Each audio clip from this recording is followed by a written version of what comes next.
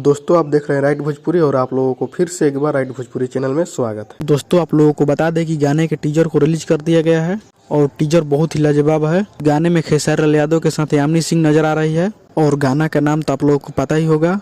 गाना का नाम है डढ़िया बढ़िया लागेला और इस गाने को लिखे हैं अखिलेश बाबा, कंपोज किए हैं शुभम तिवारी। इस गाने के म्यूजिक डायरेक्टर हैं ए.बी. गुप्ता, जो कि बहुत ही लाजवाब गाना है। और इस गाने के वीडियो डायरेक्टर हैं पवन पाल जी, जो कि वीडियो क्वालिटी में कहीं से कमी नहीं है।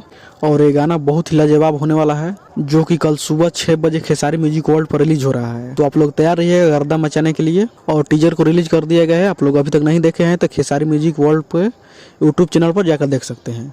और इस गाने के टीजर को भी ट्रेंडिंग में लाइए, गाना तो कल ट्रेंडिंग में आएगा ही।